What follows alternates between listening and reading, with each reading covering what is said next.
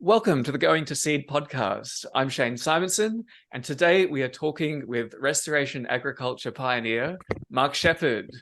So to get us started, Mark, can you tell us a bit about your background and the path that led you into crop breeding? Oh my goodness. How many days do you have for this? We'll see. Born and raised in the industrial wasteland suburbs outside of Boston, early 1970s, when all the factories basically closed down and moved overseas to third world countries where it was cheaper to run everything and you could pollute everything like crazy. And the river at the bottom of the hill, our house had a river that looped around it, a big, huge loop, and the road went straight across. Whether we went north or south, you had to cross this river. And the big game was to guess what color is the river today: blue, green, red, orange, just crazy colors. And it stunk. And I was in Boy Scouts. Conservation was talked about quite a bit. It was the era of the Bambi movie and taking care of wildlife. So I got really into nature and all things outdoors because I lived in such a horrible wasteland, and it just seemed like a beautiful thing. And after they went through all kinds of legal actions and protests and sabotage and stuff like that, the companies that were dumping all the chemicals into the river as their waste disposal system, they finally agreed to put in a wastewater treatment. And lo and behold, the river cleaned up. I got to see the river clean up pretty soon. Like after a few years, we could see the bottom washed away. Stuff started to grow back on the outside edges of it. So I got to see firsthand, one, just by leaving it alone, and then two, if we actually do something to assist with the process of restoration, it can happen even faster. And I got the bug, and always wanted to be a bum living out in the woods. I couldn't afford to buy any woods, so I bought a clear cut. That was the first property that I bought after saving up for a few years, and started replanting it, built a cabin, and got it reappraised. It was appraised for like $25,000 more than I bought it for. And I said, this is pretty cool because I can borrow up to the level of the appraisal and buy another clear cut and do it again. I can start doing earth repair work as a real estate business. And so that's what I've been doing for the past 30 some odd years. I got properties from Alaska to Maine and everywhere in between. And every single one of them, the goal is to buy a degraded farm property or degraded natural resource property, replant the whole darn thing, but replant it with mostly food plant communities so that they can now be harvested by human beings. And if the human beings aren't there to harvest it, it's a wild system, and all the animals and wildlife can feast on it. So we're doing ecological restoration by planting economic and agricultural plant communities. And that said nothing about me, I guess. I don't know.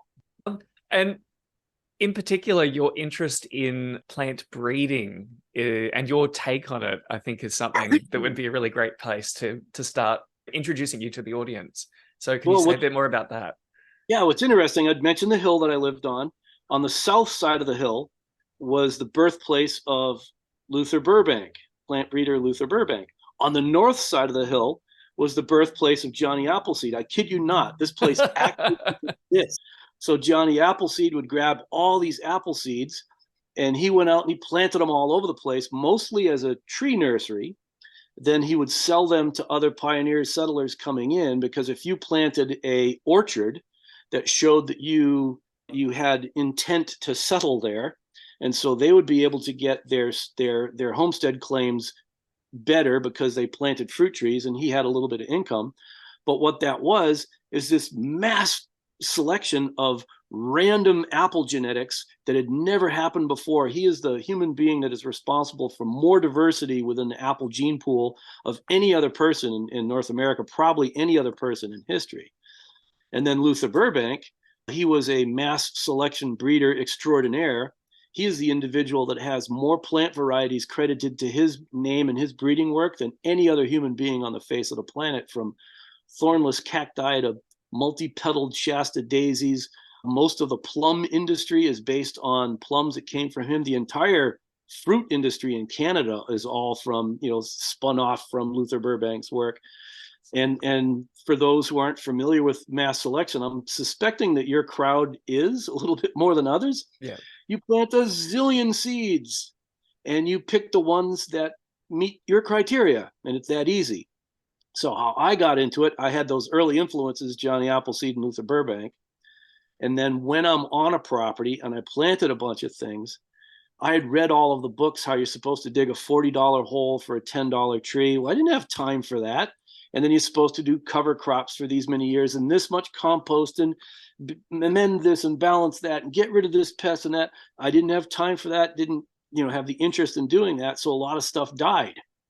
And what I noticed is that the stuff that lived was the stuff that really should have lived because it had something going for it. And then I just started to select the seed of the ones that actually did quite well. And after I started to realize this, then it's like, oh, let's get systematic about it. If I'm going to be breeding trees, and I do most of my work with trees and shrubs, I want something that's hyper precocious, that I put the seed in the ground and that SOB turns around and it flowers next year. In the wild, that's not necessarily a good trait because you're putting all your energy into reproduction and you get overshaded by somebody else and you just fade away and you disappear. But for me, that's what I want because I want to be able to turn around those generations as fast as possible. On my hazelnut breeding, that population, on average, about 80% of the little hazelnut plants that you put in the ground, their second year, they're flowering and producing nuts. Now, that's not enough for it to be like commercially viable yields, but what that allows me to do is to keep churning those generations faster and faster and faster. It's essential for finding these other traits. I don't think we have to invent traits. We don't have to insert new genes from here or there. All the secrets for these plants to have survived on this planet for the millions of years that they've survived here on this planet, all the traits are in there somewhere. We just have to roll the dice enough until they show up and then go find them and be paying attention for that. So hyperprecocity is the first thing I'm looking for.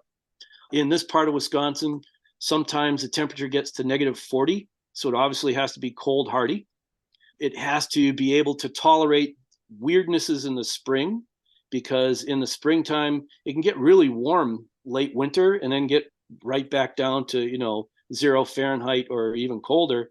And a lot of fruit around here, especially stone fruit, the buds will start to swell and they're all dead in the buds. The wild plum populations out here, I think only 3 or 4 years in the 25 years that I've been here have we ever had a crop of plums because of that characteristic. I think maybe for the wild plums, that's an advantage because nobody's used to eating plums until all of us, the wildlife. All of a sudden this year, there's like a zillion plums everywhere and the plums can propagate and the raccoons eat them and poop them out all over the place. And so hyperprecocity, cold hardiness, then pest and disease resistant, because I don't want to spray any sprays. And if you get some kind of crazy, ridiculous, ugly disease and die, good riddance. And if these pests riddle you, I don't want to eat all this, wormy fruit or whatever else it is. So those are my primary selection criteria, and been at it here on this site now for, like I said, 25 plus years. And the results actually show. It's not a wildly get rich quick kind of scheme, but we're a profitable venture. We're paying the bills. And that's okay. Okay is okay in my book. A related note, did you ever see that Luther Burbank developed chestnuts that flowered, I think, 6 months from seed? They were functionally annual. I have 2 family lines that do exactly that. You put the seed in the ground and it comes up and it flowers. Mm. And actually, I have some of Luther Burbank's genetics in my chestnut population here. They're not the ones that reproduce real early. They're the ones actually that have a hard time surviving because of cold hardiness. Most of those have died because of cold hardiness. He was in California after all, Yeah. That makes sense. So moving on, can you tell us a bit about your local growing conditions in terms of like how much space you have, the soil? You briefly mentioned the temperatures, how you manage water, fertility, weeds, and pests. Like just give us a broad brush of the environment that you're working with and the resources. Well, first of all, average annual rainfall is approximately 1 meter of rain. And most often it happens in severe thunderstorms. The record rainfall here in one afternoon was 13 inches. So, almost half a meter of rain in an afternoon. Right down the road, I was almost washed away in a 20-inch thunderstorm. So there's real extreme rainfall events. It's rolling hills and heavy clay soil. So when it rains like that, the water just runs away, highly erosive. This region in southwest Wisconsin is where the Soil Conservation Service got started in the USA. The Coon Creek Watershed Project was the first watershed scale project to prevent erosion in the USA on agricultural farmland. So tremendous amount of erosion because of all runoff. So first order of business is to set up a series of swales and berms and ponds, or call them terraces, and water and sediment control basins if you want. I don't care what you call them, but a way to channel the water across the slope, soak it in, spread it out, and store it in pools across the property in order to be used later, either for watering livestock or irrigating crops if necessary. So water management was first order of business. The just quickly, do you do much crop irrigation, or do you mostly expect your crops to rely on like stored soil moisture? The crops are predominantly rain fed and soil moisture fed. Three different seasons I've irrigated new tree seedlings when they're put in the ground because it hadn't rained. On this property here, from February until third week of September of this year, we had 0.7 inches of rain. That's just a little over a centimeter of rain. Everything was just cooked. It's a federal disaster drought area, blah, blah, blah. And yet I had green grass all the way through, and I never had to feed the cattle any hay until they went off to freezer camp. So a little bit about the summers is they can be gray, drizzly, and it never stops raining. I think it was like 4 or 5 years ago, we had like 72 inches of rain in the year. So twice the normal rainfall. That was for 2 years in a row. So in most farms, once the soil is saturated, that water just runs away and it's gone. And so they didn't gain anything from that. Well, here, we stored up so much that a whole bunch of springs woke up that were never around before. And I'm pretty sure that it's all that banked moisture in the soil that has helped us to get through this year. That, and then of course, deep rooted trees from chestnuts and hazelnuts and so on. Temperatures in the summertime for your Celsius people, somebody please do the conversion. Our record high here was 116 degrees. This summer we were 110 degrees. That's Fahrenheit. Screaming hot. That's 46 degrees Celsius. I think that's hotter than we've had here in Australia in the subtropics. It's pretty terrible. It was really terrible. And then because we're so far north, we get like 20 hours of day in the summertime. And so you're like, 95 degrees Fahrenheit at like 8-10 o'clock at night, just brutal heat. Mm-hmm. Summer wasn't so hot. It was only 110. That was kind of almost pleasant. So 40 below is the same as 40 below. Fahrenheit and Celsius are the same there. So you guys know how cold that is. So it's quite an extreme range of temperatures. So that's kind of like what the plants have to deal with. I'm thoroughly impressed with the work that you do, mass selecting to be productive under those conditions. It's quite amazing. Well, and I would like to defer from me. You think about it. This is how this planet was designed, adapted, evolved, created. Who knows how the heck this planet got here? This is how it operates. That's the nature operating system. And it has been doing just fine, thank you very much, for hundreds of thousands to millions to zillions of years, whatever reference material you're reading. It has always operated quite well. And the mass selection process is how nature does it. The tree puts out a zillion seeds. The ones that actually can survive, thrive, and then reproduce, those are the ones that pass their genes on to the next generation. Now, suddenly, that plant is adapted to that region, and its offspring have the traits that allowed it to thrive in that region. So that's not my work. I'm just imitating nature. That's all. And probably accelerating things as well by bringing genetics together that otherwise would take thousands of years to cross paths. And that is the human difference there, is that we can now be active participants in this ecological system. We can observe for traits, and we can concentrate the traits that we find favorable to us for the food, the pest and disease resistance, productivity. And yes, we can now transport, seeds and cuttings from afar and have new combinations that have never existed before. How do you deal with weeds? Like when you're establishing new trees, do you do much in terms of weed control? What I'll do is I'll mow. Usually we'll plant trees into old pasture that's been scalp mowed, and then you just knife the trees in and turn them loose. That's it. Mm-hmm. Maintenance is at best is getting mowed on either side once or twice a year. I didn't tell you how many acres. It's 110 acres, so 45, 50 hectares, somewhere in that ballpark.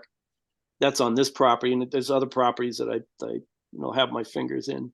And if you think about it, an orchard in the classic sense of the word, there's a lot of work, a lot of equipment that's necessary for that. Whereas if you think of a natural system, we don't need any equipment. We don't need any special skills. We can just let it be and let it grow. And so the labor to keep this system productive is hardly anything compared to the labor in an orchard, and the inputs are practically zero, really practically zero. We use animals, cattle and hogs for grazing, so for any kind of weeds and grass controls. That goes back to the weed control question. They're also obviously nutrient cycling, accumulating nitrogen fertilizer in the right place at the right time. Some of the things that cattle do, and I'll use apples as an example. In the fall of the year, when the grass doesn't grow as fast, it's still warm enough that we've got green grass, but it's not really growing fast. And the apples and other fruits start to drop their leaves. Well, any leaves that had apple scab lesions on them fall to the ground. Cows are hungry, they eat it all up. They're cleaning up the orchard floor for me, and they get rid of any kind of apple scab that are there. They also eat any apples that are on the ground. How we harvest is we don't harvest apples and then bring them to a packing shed where you grade them and sort them and then have to deal with the ones that you grade out. We just grade in the field. Only the good apples come in for us to use for whatever purposes we're using them for. And then we let the rest fall to the ground where the pigs and the cattle can eat them. And people say, well, you can't let the apples fall to the ground because then all those pests will come out, pupate, and live in the soil and come out. You'll have worse pests next year. It's like, well, no, they don't last more than a day or two. We go through a block, we pick a block, the ones that have bugs, we throw them on the ground, and after we're done harvesting that block, the animals go in, boom, there's not an apple on the ground. So they're short-circuiting the disease cycle by eating diseased, branches and leaves, and they're short-circuiting the pest cycle by eating all these fruit that have larvae inside of it. One thing that you were really useful in inspiring me is the advantage of growing your own tree seedlings and planting them out as small as possible. Could you tell me a bit more about that particular strategy and technique compared to the usual way that people think you buy this, meter high tree to dig a huge hole and plant? Well, by putting the smaller trees in the ground, and typically by the trees that we plant, they're 1 year in a nursery bed, one summer, one growing season in a nursery bed. And probably they're 12 to 18 inches is the average height of these trees. Some of the trees, chestnuts especially, some of them will get up to like, a meter high, but that's the exception. And so they're less expensive to purchase if you're going to be purchasing them, if they're small. And we just knife them into the ground, and we don't amend the soil at all unless there's a massive mineral imbalance. There are some places that certain elements are way out of whack, and we have amended with minerals on occasion. Our big issue here is the calcium magnesium ratio is such that the extra magnesium prevents the uptake of a lot of nutrients, and it causes the soil to really stick, and it's a real hard, sticky soil. I've got exactly the same issue here. And so what we have done on occasions is amend with Idaho rock phosphate, which is calcium phosphorus, not very soluble, and it persists for a long time. It has to be basically broken down by going through the gut of some kind of soil organism. So other than that, we don't do anything. and we plant high density in the rows on when we're doing a planting of what we'll call canopy trees, which are anything that's going to be like head high or taller. We'll put those at 2 meter spacing. Anything that is a shrub species, we'll put in at 1 meter spacing. But here on the home farm, because we generate so many seedlings, oftentimes I'll put them in at like 18-inch, so half a meter between trees. Yeah. Because at the end of the nursery season, we're selling all kinds of trees. I've got all these leftovers. I'm going to put them in at my place. I put them in real close. There's a couple of blocks here I've done that were 18-inch spaces between trees, a double row, 1 meter wide. So that was a stem density of about 4,000 stems an acre. So if you plant chestnuts, according to the way that the universities in the USA say that you should plant chestnuts, you have almost 65 or 70 plants per acre. Now, out of those 65 or 70 plants, let's say you lose 20% of them. Now you're down to 40 plants per acre. What kind of production you're going to get out of 40 plants per acre? And they start to produce pretty young. Really, you'll start to get some nuts at year 3. By year 5 or 7, you got reasonable yields from this, but you've had this huge space, 10 meters of space in between trees that could have been producing a handful of nuts each. And instead of buying grafted cultivars that may cost you 30, 40, US dollars, now you can buy seedlings. Oh, you don't have seedlings. The variability is crazy. Well, that's exactly why we want them. We want to have these wildly variable seedlings that will cross with one another. And then now all of a sudden, once the trees start to compete with one another, their branches are running into each other. I now say, well, I like this one. It has all the characteristics that I want, but the one right next to it doesn't really. So I now cut it down, inoculate it with shiitake mushrooms. I got a yield by thinning out my trees instead of an expense of taking care of these trees and not producing as much. There was one block of chestnut trees. It was one of the first times I ever got flamed by a PhD up on stage. I claimed that I was making $4,000 per acre growing chestnut my very first season. And that person just ripped me all kinds of new orifices. I never said that I made $4,000 worth of chestnut. I said I made $4,000 per acre growing chestnuts. And I was making the $4,000 an acre with produce, mushrooms, pigs, cattle, and chestnuts. And I did actually get quite a few chestnuts because that was the block where I put them in 18 inches apart, 1 meter between double rows. I had 4,000 stems per acre. I probably got, 30, 40 pounds of chestnuts, maybe 50 pounds of chestnuts on an acre in year 1. I never would have found chestnuts that were that precocious if I had planted 60 chestnuts per acre and waited for them. Because what if I picked the 60 wrong chestnut? Hey, are you familiar with the dice game Yahtzee? Yes. You get 5 dice. And if you roll 5 of a kind, you get a Yahtzee. Now, planting 50 chestnuts per acre, 60 chestnuts per acre, is like playing Yahtzee with 3 dice. Here's 3 dice. Go ahead, roll those 3 dice. Can you ever get 5 of a kind with 3 dice? Nope. Yeah. You're set up to lose. Well, then maybe you can improve your yield by adding this to your soil or spraying that or buying this new piece of equipment that will do this and that. That's the game that we're being told wholesale is the way that we're supposed to do things. And that's purely a concept that is not in synchrony with nature and how this planet works. This planet works by putting out a zillion seeds and then letting natural processes, and humans are a part of nature, we're going to select for the ones that meet our criteria.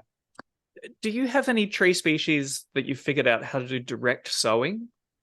Oh yeah.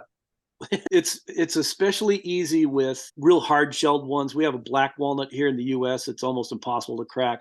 So black walnut, butternut. Actually, a friend and I, he worked for the USDA at the time, and we designed a single row tree seed drill. And that all you do is you change the size of the opening on this. It's a big drum. You put a hopper on top, fill it full of seeds, and then the drum will pick up the seeds and drop it in a slot behind a knife. We did that, like 20 years ago or so. And I've got probably a third of this property is all direct seeded.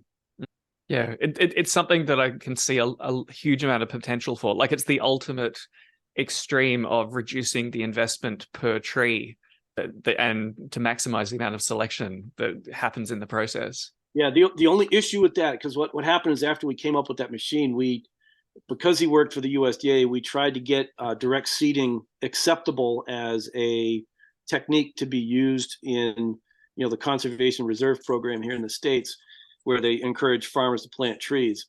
And so we did all kinds of different research blocks, various different locations. Some people were broadcasting with a whirligig broadcast seeder, and that worked fine too.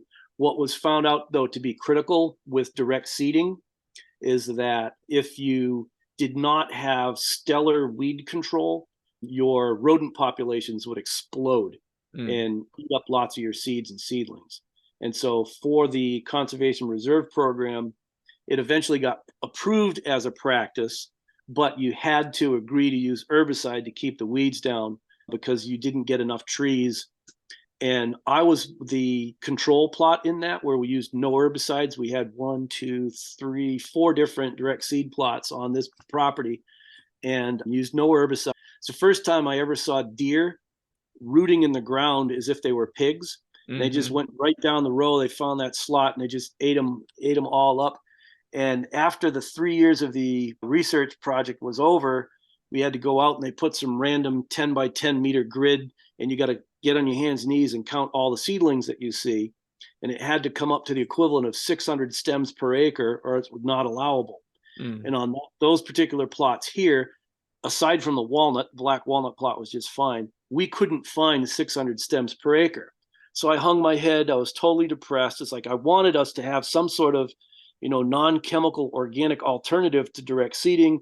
This isn't going to work. So I planted a whole bunch of my Korean pines on one of my direct seeded sites. And lo and behold, to this day, there's probably 1,200, 1,300 of the species that we were looking for. But the mice and the deer were clipping them off at ground level, and you just never saw them. Yeah. And then once it started to get established a little bit longer, they built up more root reserves. They jumped. There's probably 3 times as many stems per acre as required for a CR, but we just didn't have the 100%, the 100% take that they wanted. It's one of my favorite places on the farm because it's so randomized, of species to species. You just kind of wander through here, going from various different, nut tree to nut tree, and never find something that crazy diverse in nature. One point I would make up that direct sowing tree seeds in particular, I think the success rate that you get year to year is going to be really, really variable due to changing climate and pest pressure. It's almost like how masting is supposed to work, that you can only get away with doing it once in a blue moon. That's right. That's right. Yeah, that makes total sense. Yep, makes total sense. Now, can you tell me a bit more about your main crop breeding projects, like the species that you work with, the goals, how you sourced your original material, cultivation, pollination, selection strategies? I'll throw it completely open to you. Yeah, well, the primary species that I work with, the heavy hitters, are chestnuts and hazelnuts. And that was my focus from early on purpose, because I was looking for a perennial substitute for corn and beans. So the chestnut being the high carbohydrate and the hazelnut being the high protein with extra oil. Other species I'm working with, we have actually USDA growing zone 8 Persian walnuts that are actually growing on this farm here. And we're USDA growing zone 4 most of the time, but every 10 or 15 years, we get a test winter down to -40. That's USDA growing zone 3. And so these trees have been surviving, -40 for decades now. And once again, what I was selecting for was hyper precocity, cold hardiness, pest and disease resistance. Well, with hazelnuts, because they've responded so quickly, chestnuts not quite as quickly as the hazelnuts. With the hazelnuts, we're doing diameter selection now. And if you look at a hazelnut shrub, it's a shrub. It's not a tree. The European hazel is a large shrub that Europeans and Americans in Oregon, they train to be a tree, and it's not really a tree. They're adding extra work. We let it grow as a shrub. And if you look at a hazelnut shrub and you see no hazelnut clusters on it, that's a 0 on our 1 to 5 scale. If you look at a hazelnut and there's like a hazelnut at a cluster at every single node, and the plant is almost laying on the ground, that's a 5. So we grade all of the different plants by yield productivity on a scale of 1 to 5. They get marked, go through a second year, do the 1 to 5 again. Then we go through the third year, marking a 1 to 5. And then what happens is you look at the flags. If you had a flag as you were a heavy bearer, a 4 or a 5 this year, well, next year, if we go there and there's no nuts on you, we pull that flag, because that means you've got this alternate bearing characteristic going on, and we don't want that. So then if you actually get 3 flags in a row, you're a 4 or a 5 heavy yielder, and at least show a glimmer of annual bearing every single year. Then what happens the fourth year is we go through and we do a caliper on all the different nuts, and we keep selecting through the years for a larger and larger average diameter per nut that are on those bushes. And that's probably, it is. The hazels are the ones that we've done the most breeding work on, because they've responded so quickly. They really have. And in the past 15 years of doing this with the hazelnuts, we've increased the kernel diameter by 4 millimeters. And if you realize that kernel is a sphere, you increase by 4 millimeters, it's a cubic relationship to the volume. So the volume has dramatically increased, per kernel on that plant. So those are the most intense ones that I work with. And Asian pears are my favorite. It's probably had the lowest, I don't know what you call the lowest amount of good plants that come out of the seedlings. First of all, Asian pears won't grow in this part of the US because it's too cold. So I immediately went to the grocery store and I got Asian pears that were grown in California, cut them open, saved the seed, let them grow a year, and grafted those little twigs on top of already existing European pear rootstock, and then you turn them loose. And I think out of probably at least a couple thousand seedling Asian pears, there's 2 that are edible. One of them is fantastic. It's an amazing Asian pear. It's a little bit smaller than what you would see at a supermarket. And you touch it to your teeth and it seems hard as a rock. But you bite through that skin, because we have incisors. It's the most juiciest, sweetest Asian pear you ever did taste. It's unbelievable. And it survives -40. So it's an amazing plant. I'm curious, how did you source your original material that you got started with for your chestnuts and your hazelnuts? So how I sourced the original material, that was way back before the days of internet. And what you do is you kind of like get a nursery catalog from one place, and then you talk to the person there and find out who else has whatever, wherever else it is.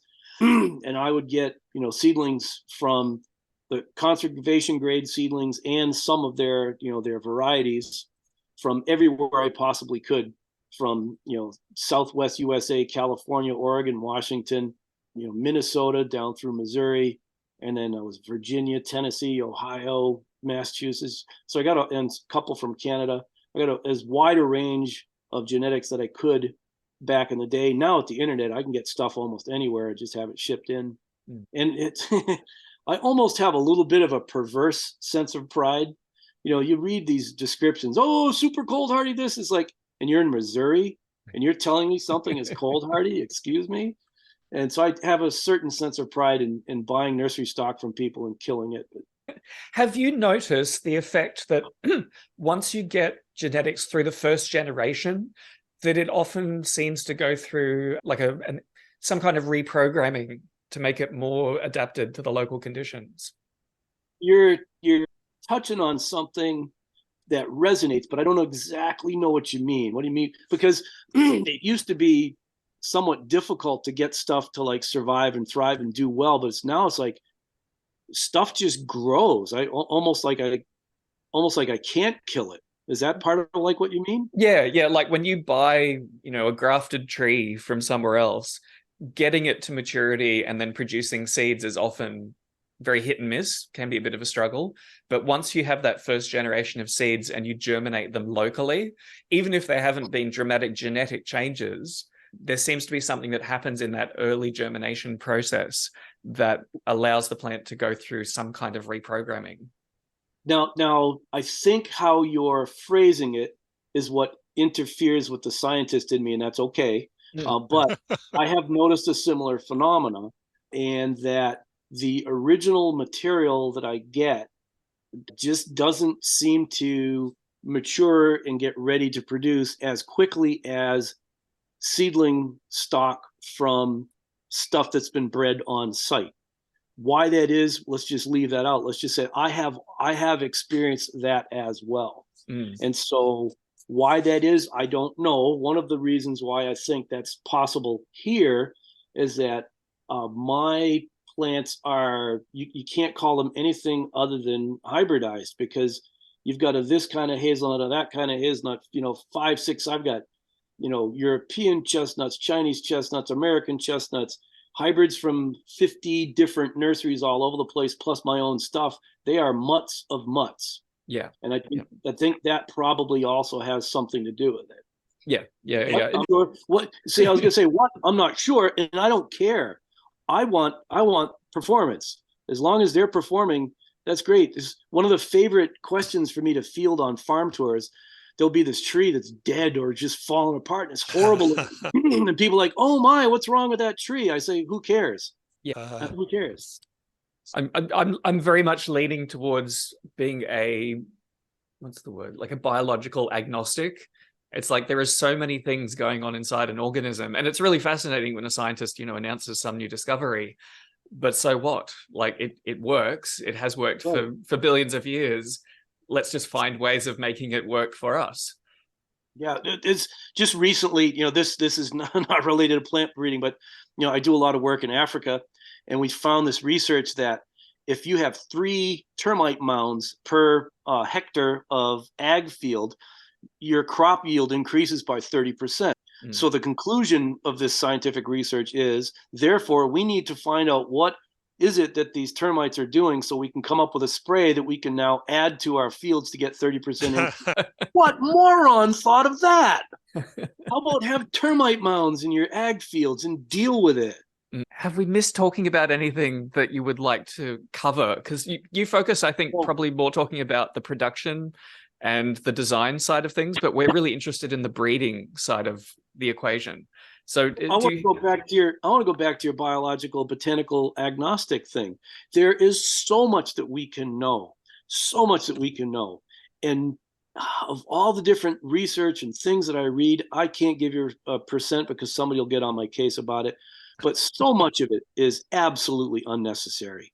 Doesn't really matter one whit. What matters to you and what matters to me is that these plants are thriving, they're growing, they're reproducing, they're healthy, they're nutritious. One of the things that has been discovered is that the trees that fend off pest attacks more often have more phytonutrients in it that help us to prevent, cancer and other various different diseases. They're better for our immune system. That's all that I care about, is that these things are doing okay. And that factor is probably something that a human being without any training can tell by taste.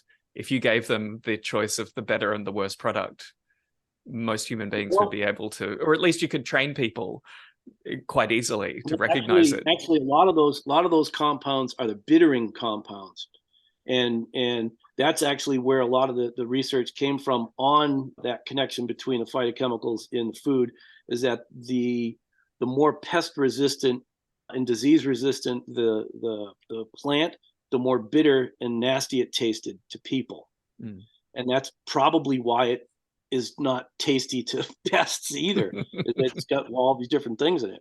But those are the compounds that we need for our own, disease resistance. Joe Robinson, Eating on the Wild Side, is a place that cites a lot of research related to that. So Mark, if you could work wonders with any species, what would you create? Oh, you ready for this? I've got gray hair in my beard. You guys see it? I kind of wouldn't mind fiddling with coffee and cocoa. And if you can imagine having like Minnesota grown coffee or, Canadian cocoa, and there are variants that are found in high elevations, super cold, super hot. All we got to do is go out and find them. So that would take care of a couple of my things that I like to do is take care of my travel bug, go around the world finding examples of serious high elevation coffee and cocoa, and then the whole plant breeding thing and start selecting for coffee and cocoa that's adaptable to cold climates. And you think about how easy it is to negatively select against the plants that can't tolerate cold. You just plant them out there, and if they freeze off over the winter, they aren't the ones. Yep, they're just making room for planting more. That's right. Those would be coffee and cocoa. That would be fun. There's a precedence here. I recently learned that quercus, the oaks, were until recently a tropical genus, and it was only during one of the ice sheet retreats that a group of them started hybridizing and developing cold tolerance and following the ice sheets north. Cool. Yeah, another thing too that it's not on the breeding side of things, but if you look at papaya, it produces 85 zillion seeds per fruit. They start to fruit in 3 or 4 months. We could start growing papayas as an annual plant in many parts of the temperate world. Just put them in the field to grow them for 4 months. It's like corn, except we're getting papayas instead of corn. With your work with hazelnuts and chestnuts, do you ever think it might be comparable to the history of teosinte being turned into corn? That there could be a transformation of those species to make them, like, they're still semi-wild in their form, and humans adapt technologically to using them as a food source. But the guy who actually was the one who discovered the link of corn, maize, and teosinte was Dr. Hugh Iltis at the University of Wisconsin-Madison. He's probably deceased now, but I met with him and conversed with him on several different occasions. He just absolutely thrilled with the stuff that I'm doing. And some of the things that he pointed out to me, this was, a decade ago anyways, the corn genome is tiny compared to the genome of various different woody plants, and especially chestnut. He did whatever research he wanted to do on it. So if you got this huge genome, the possibilities for recombination are just astronomically more than what teosinte ever had going for it. And that's why we need to do the mass selection, as many seedlings as we possibly can, as fast as we can, like the ones that, that I've got these 2 family lines that they come up out of the seed and they flower right away. That's with the chestnuts, and the 2-year hazelnuts. What if we don't even know the expressions? Who would have thought, looking at teosinte, that it would turn into the corn that we see, growing over half the USA? We have no idea what's in there. We just need to roll the dice more often and see what comes out. And it's fun. And people like you have done the really difficult early stage of bringing genetics together and mixing it. Now that you're sharing that germplasm with other people around the world, like that's the easy next step. And part of what we're also doing too is the Forest Agriculture Nursery, forestag.com, is we're a network of nursery growers that do mass selection breeding. And we all have all these different seed sites, from southern sites, middle latitude sites, northern sites.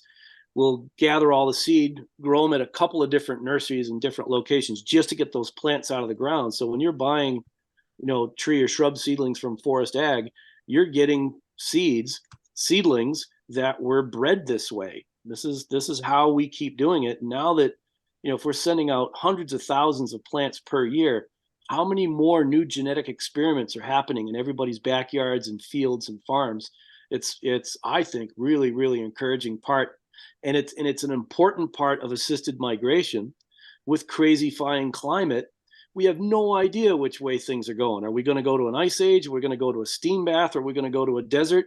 We need as many genetic variations out there as possible to survive whatever next year throws at us, and the next year and the next year. So that part of what I like about it is how many people can be involved, and how many people can be involved doing really, really critically important work. Can you tell us more about Forest Ag?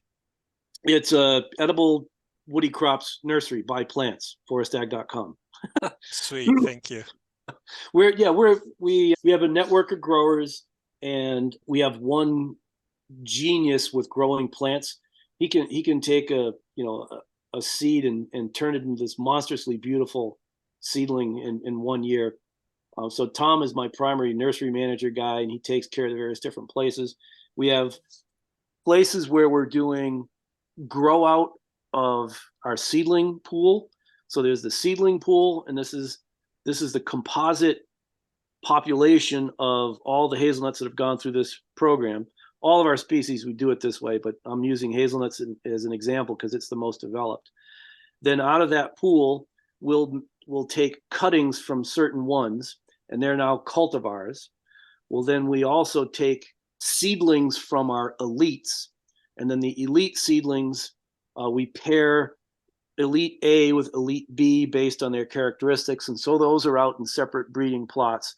And then there are some that we have taken. We got 7 different controlled cross breeding plots where we have parent A and parent B that they cross, and we know it's an F1 hybrid. We know who each parent was, and we can kind of track the transfer of traits. And what is interesting is our original controlled cross seedling line came out in 2012, and it no longer performs as well as the general population. Once upon a time, it outperformed the general population because it came from the best plants.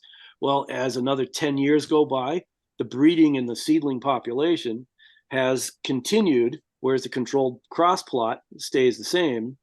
And we have exceeded the performance of the controlled crosses, that original controlled cross. And our other ones, we're still, what we do as soon as we start getting seed from them, the controlled crosses, we plant them out. Parent A gets planted here, parent B gets there, then we evaluate to see which ones perform the best. And then we take those and for example, our controlled crosses now, the 2012 ones, we only sell seedlings from parent A because the seedlings from parent B lost the hyper precocity trait. We don't know what happened to it. It's gone. It's not in that.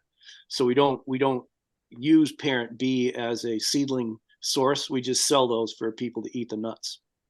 Another big question, what is your vision for the future of food in your community?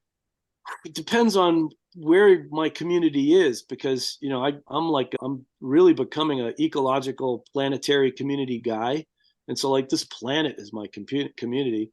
So the future of food, how I would like to see it, is more decentralized, networked, individuals controlling their own destiny and their own breeding of their own plants and foods and exchanging that material with people, instead of controlled by legislation, by big business, and by the academic elite that say this is the only way that you can do it, and here's the statistics and data to show that, because all they want is royalties from plants to keep funding the research that they're doing.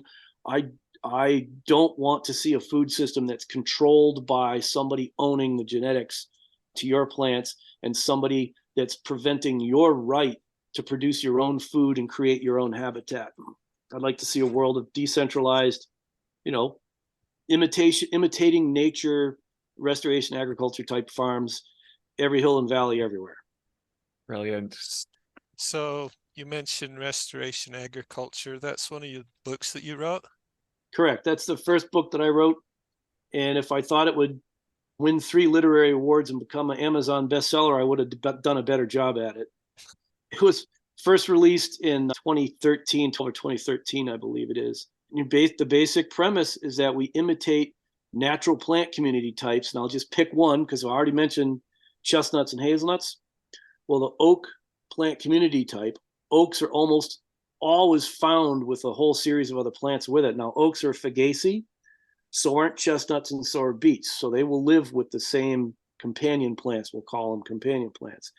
So with oaks, you'll find prunuses, which are cherries, which are either tall tree cherry, medium-sized trees, bushes, or prostrate growing cherries. They grow well with malus and crataegus, which are all rosaceae. They're in the rose family.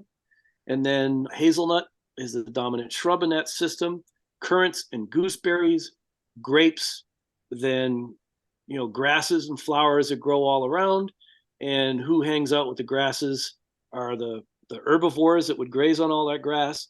And of course, there's so much biomass being produced that there's the decomposition cycle, all the different fungi that are growing with that. So if we think about going from tallest to shortest, we can grow chestnuts, cherries, apples, hazelnuts, plums, apricots, currants, gooseberries, grapes, mushrooms, grass, cattle, hogs, ducks, all in the same place. And they're all eating different parts of the environment. We can have the animals take care of the system for us, and then we eat the fruits and the nuts and the berries off the trees. And of course, eat the fungus. I think I eat mushrooms probably every day of the year. There's so much wood around here that's decomposing. It's an amazing that we can take carbon and turn it into protein. That's an absolute miracle. So you don't have to eat the animals if you don't want to. There's all kinds of plants in the system, but the animals are essential for management and nutrient cycling. And thank you. And I think you wrote 2 other books as well. Could you give us a brief overview of those? One of them is Water for Any Farm, and it basically describes how to manage rainfall and runoff on your farm.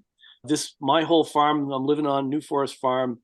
I started with attempting to follow the protocols set up by P.A. Yeomans in his book, Water for Every Farm, the keyline design protocol. And it didn't take me long to realize that it wasn't really workable the way it was written out. And I found out the reason why is that Australia is a very hydrologically simple continent with no more than a third order stream. And so the math and the geometry that describes Australia works everywhere in Australia, but it doesn't work in the Mississippi River Basin, which is the most complex. I think it's a 10 or 11th order stream, and it just doesn't work here. It's too crazy. So then my third book is the Water for Any Farm Engineering Field Manual. So if you are going to manage water on your property with swales and berms, terrace channels, water and sediment control basin, ponds, that sort of stuff, if you're going to do that, you better do it right, because if you capture a whole bunch of rain in a big rainfall event and there's blowouts, you can cause problems downstream. So the engineering field manual explains how you can set up a rainfall runoff management system on your property, following everything that is written about in that book is compatible with USDA agricultural runoff and water management guidelines. And if you run it by local municipalities and states that may have different water boards and litigation, they can follow that and see that it tracks with USDA, and you can find a way to meet in the middle and design a system that's safe and effective at the same time. Wonderful. So final opportunity for an end plug. How can people learn more about what you're doing or get in touch with you if you're open to that? I'm guessing you're pretty busy, so maybe that's not the easiest thing to do. The way to do that, to get in touch with me or to learn more, you can go to restorationag.com. And that is Restoration Agriculture Development, where we help people design and install water-managed agroforestry systems. Part of that is restoreculture.com, which is an online course that was recorded a number of years ago that discusses the basic ecology of how and why restoration agriculture systems work and how to interact with them in order for them to function properly. And then probably the best way to learn something quick, depending on how fast you get this podcast out, is to go to Acres USA, I think it's .com. Acres, that's my publisher. And this December at the annual conference in Covington, Kentucky, I'll be doing all-day training, restoration agriculture type systems. And then I'll be doing later on in the conference like a 1 hour, hour and a half presentation on water opportunities with the water management system. So acresusa.com. Brilliant. I'll put all of those links in the description. That'll be great. So thank you so much for taking the time to talk with us and tell us more about the amazing work that you're doing. You're welcome. And thanks Mark. for thinking it's amazing. And hey, everybody, this is really easy. Get involved. Plant trees. Plant way too many trees. Way more than you think is prudent. And then the ones that don't do well, let them die. Don't sweat it. We want the ones that thrive.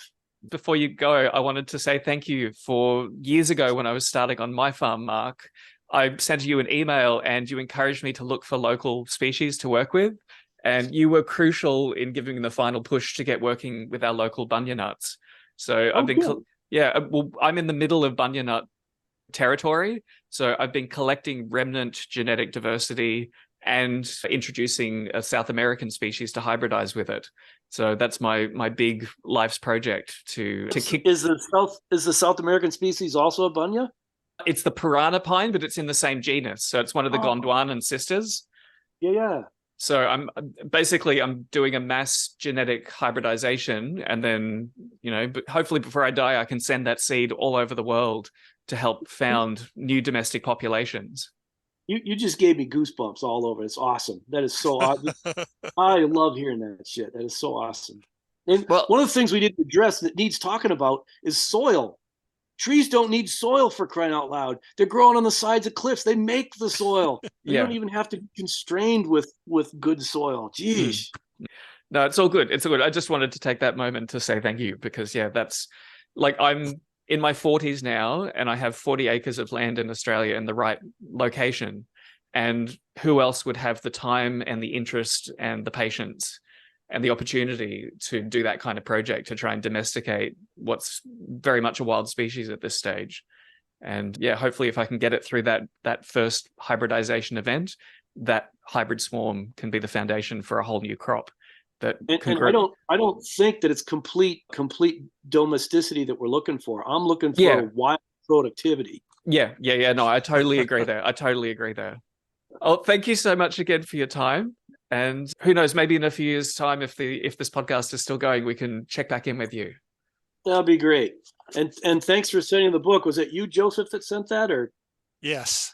All right. Thank you very much. I appreciate that. You're welcome. You've been an inspiration over the years. So glad to talk with you in person. Glad to meet you guys as well. Okay. Well, we'll catch up another time. All right. Okay. See you guys. See ya. Bye-bye. Bye-bye.